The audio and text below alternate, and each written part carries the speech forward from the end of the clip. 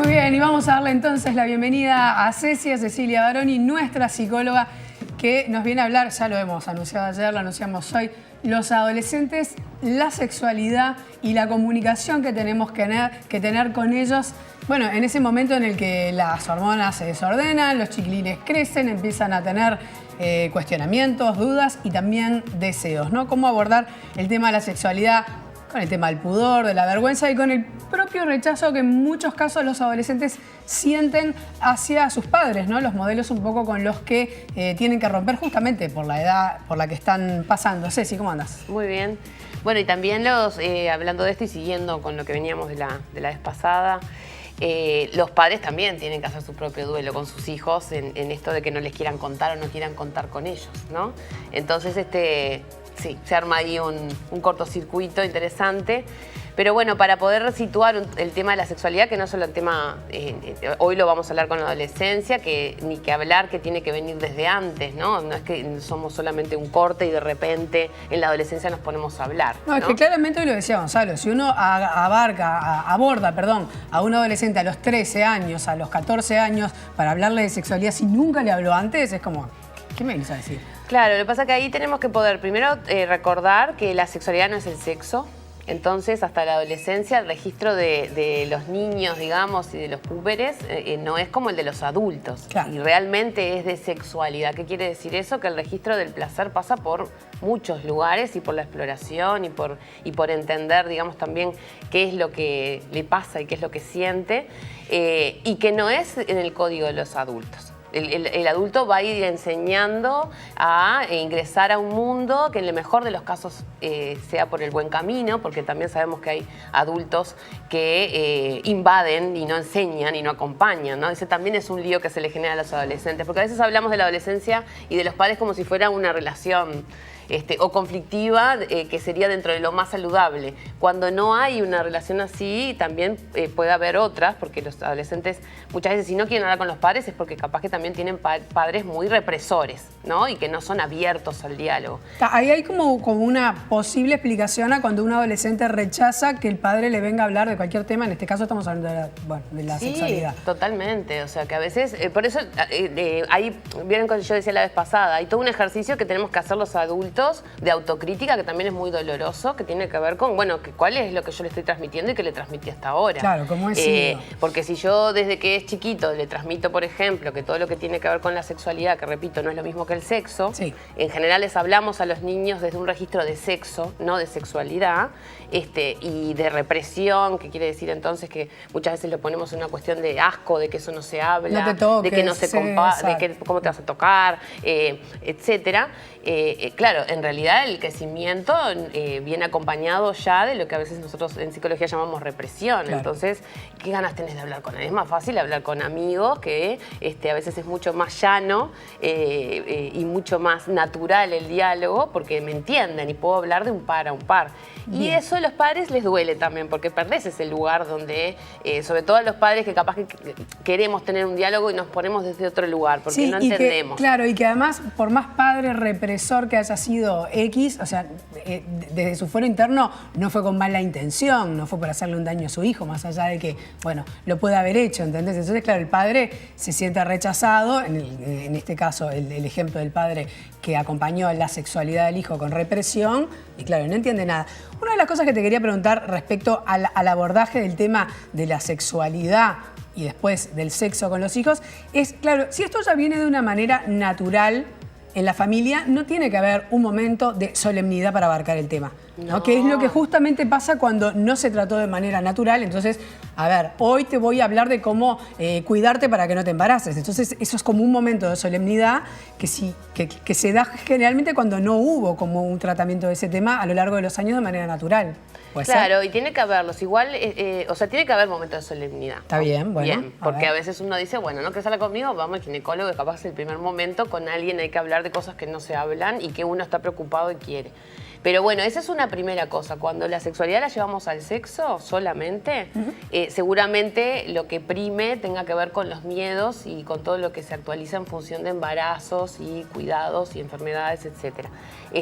Si la sexualidad es algo que uno ya fue como teniendo, porque desde que el niño nace, va viendo cuestiones que tienen que ver con la sexualidad. Si sus padres son afectuosos o no entre ellos, los animales, por ejemplo, ¿no? Si tienen mascotas o van a algún lugar, siempre ven un animal que está con otro animal, entonces desde ahí se empieza a insertar naturalmente. O sea, uno podría aprovechar situaciones de la vida cotidiana para poder... Yo me venía trayendo una anécdota ahora porque me acordaba de a un niño le mandan en la escuela que traiga, en la escuela, ¿no? En el jardín, palabras con CH. Y el niño lleva chan chan. Cuando le explica la maestra, ahora somos muy viejos, ¿no? Es una anécdota vieja, la maestra queda así porque dice, ¿cómo vas a traer chan chan? ¿No? Tener relaciones, cuando antes le decían a los niños, mamá y papá están haciendo chan chan. Entonces, ¿qué quería decir eso? Claro, la maestra totalmente... horrible, como un niño de 4 o 5 años trae esa palabra con CH cuando los demás traían chancho, chorizo, bueno, no sé qué. Y claro, cuando van a hablar con los padres que los citan, y el padre le dice, bueno, es que en mi casa, cuando nosotros estamos en el cuarto, para que no entren, les decimos, no, golpea la puerta porque capaz que estamos haciendo chan chan. Perfecto. El gurí lo lleva a la escuela. Eso es una cosa natural. Porque además el niño ya aprende que tiene un límite que es la puerta, que tiene que esperar. Que los padres tienen momentos privados. Tienen momentos privados. No sabe lo que están haciendo porque en realidad el niño en su mundo chanchano le ponemos palabras que en realidad el niño no tiene todavía la representación, vuelvo a repetir, del sexo. Sexo en cuanto penetración, ¿no? Bueno, etcétera. O todos los rituales que tengamos en torno a eso. Pero tiene sí algo que tiene que ver más con la sexualidad en esto del afecto, de conocer, de acercarse, de aprender a tocar, de si soy tocado o no. Eso es muy importante antes de la adolescencia. Aprender que el cuerpo es de uno y no más nadie, ni siquiera nadie de la familia tiene por qué ni tocar ni hacer cosas que el niño no quiera. Entonces eso ya tiene que ver también con la sexualidad, el niño y la niña, ¿no? Que se aprenda a que el cuerpo es de uno y que tiene sus límites. Y a la edad que vas teniendo. ¿A qué edad, o sea, no sé si la palabra es conveniente o de manera natural, capaz que ahí justamente un poco por lo que decías, depende de la familia de la que uno provenga, se dan edades diferentes, pero a qué edad un niño empieza a saber, a entender que dentro de una relación sexual hay penetración, el preámbulo o como lo quieras llamar. O sea, de manera como vos recién decías, bueno, los padres, los adultos hacen cosas que el niño no va a entrar, no participa, son sus momentos privados. ¿En qué momento empieza a entender qué es lo que sucede ahí? Entender de verdad hasta qué le pasa. Hasta antes, digamos, es todo como fantasía, exploración y en realidad ya estamos hablando de quinto, sexto de escuela, ¿no? O sea, cuando también empiezan los primeros cambios hormonales, supuestamente también ya a esa edad se espera, por eso y en procesos como más, digamos, saludables, si se quiere, que los niños ya hayan, recién ahí a los 11, 12, ya pasaron por una etapa en la cual tenían que haber incorporado lo que llamamos diques anímicos, esto de la vergüenza, el asco, bueno, un montón, digamos, de sentimientos que me van llevando a poder poner un límite con el afuera y a entender otro tipo de cosas. Y en quinto, sexto de escuela, entre ellos, que ya empiezan, bueno, ahora con las redes, en los noticieros, no nos olvidemos de lo que genera y diagraman las novelas. Los niños se exponen, y los adolescentes, a muchas novelas, donde además los estereotipos del amor muchas veces tienen que ver con algo que es muy malo para la salud y sobre todo para el amor, que es los líos. El amor parece que tiene que ser lío, tiene que ser sufrimiento, tiene que ser mentira, tiene que ser grito, tiene que ser, si me dijo que no, en realidad es sí. Entonces, también ahí es muy importante que cuando uno, lo que pasa es que uno está muy adentro de eso a veces, acompaña a ver una novela y no es crítico con lo que está viendo. Entonces, ¿cómo acompaña también ese crecimiento? Por eso yo decía, es muy importante aprovechar momentos en la vida cotidiana que me permitan conversar. Como un disparador para poder conversar o para decir, bueno, a ver, ¿vos qué te parece? Capaz que no es una conversación solemne, es solamente una opinión. Yo doy mi opinión, el otro escucha. Miren que además a veces parece que no nos escuchan, pero nos escuchan mucho, nos ven mucho y a partir de eso se van haciendo también su digamos, percepción del mundo, ¿no? Y de cómo tienen que ser los afectos y las relaciones. Nosotros somos modelos importantes, no solo para nuestros hijos, también para los hijos de los demás, para los sobrinos, para otros. Y tiene que ver mucho más allá del sexo, tiene que ver también con eso, con la sexualidad y los afectos, ¿no? Con y la el placer. Sexualidad, los afectos y el placer. Y a eso quería ir, ¿no? Al tema del placer, que lo que decíamos hace un rato, ¿no? Es quizás el tema que menos se aborda con el tema de los hijos y de la educación sexual. Sí, yo me quedé pensando en lo que vos decías el otro día. Bueno, ¿qué hacemos cuando tenemos un adolescente que está 5 horas en el cuarto, ¿no? Que está bien, hay que poder ver si esas 5 horas no van en detrimento de otras actividades, estudio, deporte, bla, bla, bla. Estamos en sociedades donde estamos muy acostumbrados a reprimir el placer. A los que tengan tiempo, hay unos libros preciosos de Foucault que se llaman La historia de la sexualidad, donde una de las cosas que trabaja es cómo se ha ido reprimiendo el placer para darle paso también a una representación donde el sexo es igual a tener hijos nada más. Entonces el placer queda de lado, porque además el placer lleva tiempo y el placer también genera lo que hablábamos el otro día, envidia, porque a veces uno no lo tiene. Ahora, ¿qué es el placer? El placer tiene que ver con qué disfrute tengo yo. Imagínense que a las gurisas y a los gurises, cuando tienen su primera relación, no les preguntan si les fue bien, si les gustó. ¿Te cuidaste? ¿No? Es lo primero. Lo primero. Entonces, ¿dónde queda ese registro de yo me encuentro con el otro? Realmente el encuentro con el otro, y si tiene que ver con intimar, está bueno que sea bueno y que sea cuidado. No les enseñamos a los adolescentes lo que hablábamos el otro día. Bueno, que sea un encuentro cuidado, que sea un encuentro donde tengan intimidad, donde tengan tiempo. Es como que estamos también en ese registro de que también hemos producido como sociedad, donde el varón tiene que demostrar que es vigoroso, fuerte, rápido, no sé cuánto, y la mujer, bueno, no, es la que recibe nada más y después tiene que estar viendo si el varón la quiere o no. Bueno, esos son estereotipos de género que también tenemos que poder ir hablando con nuestros gurises, no importa la edad que tengan, porque además en Uruguay estamos tratando de dar esa batalla cultural, ¿no? Donde no solamente podamos ser más placenteros y disfrutar más, sino también, bueno, que hay otras formas, hay otras expresiones, estamos hablando de diversidad, estamos tratando de aceptar también que capaz que la sexualidad pasa por otros lados y no solamente por lo que nos han enseñado socialmente década tras década, ¿no?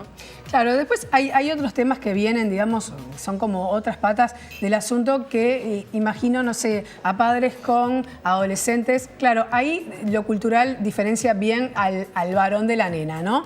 Pero como se sabe, ¿no? El varón, mientras más relaciones sexuales tenga o mientras más chicas salga, no sé si mejor o no, pero no está como mal visto, y en la mujer sí, y en la adolescente más quizás todavía, ¿no? Si una chica tiene relaciones con uno un día, con otro día, o sea, ¿cómo abarcar ese tema? ¿Está mal? ¿Está bien? ¿Cómo se maneja? Sí, o sea, yo creo que cuanto menos exigencia le pongamos al asunto, menos sufren todos. Porque esto que vos traías ahora, que es bien ese estereotipo de lo que se espera a veces de este varón del patriarcado, digamos, ¿no? Y de la mujer, termina siendo un sufrimiento y una presión muy grande para el hombre también, para el hombre y para la mujer, ¿no?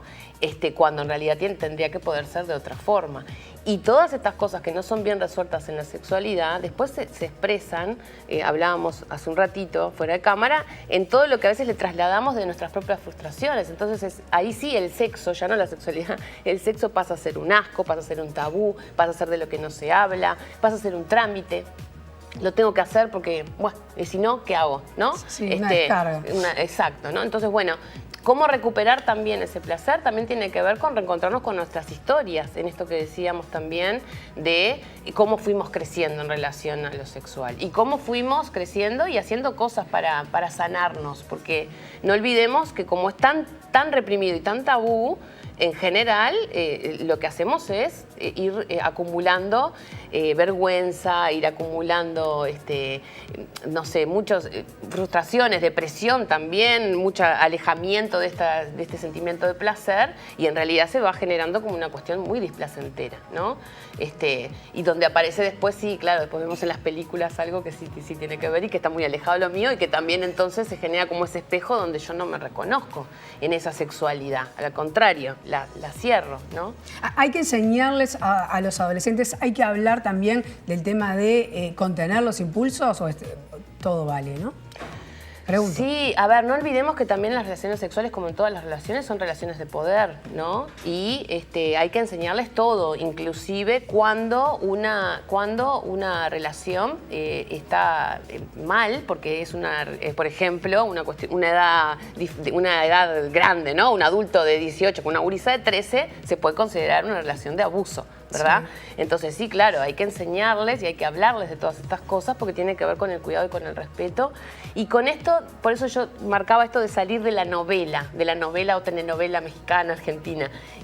Realmente educar en que si alguien te dice no, no es la vueltita para que me la conquistes. Si es no, es no. Y todos estamos aprendiendo eso, porque también puede ser no para el varón. El varón en esto que heredó en este estereotipo no tiene por qué estar obligado tampoco a estar con mujeres, por ejemplo. Sí, sí, sí. ¿Tá? Entonces, el no es de verdad y además, en esto que está bueno de creerles si nos cuentan algo que no está bueno. A veces no se les cree, sobre todo a las mujeres, y eso genera también mucho sufrimiento.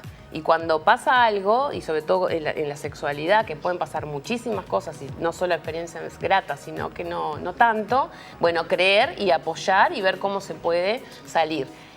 Y a veces el querer apoyar no son solo los padres, hay muchos amigos.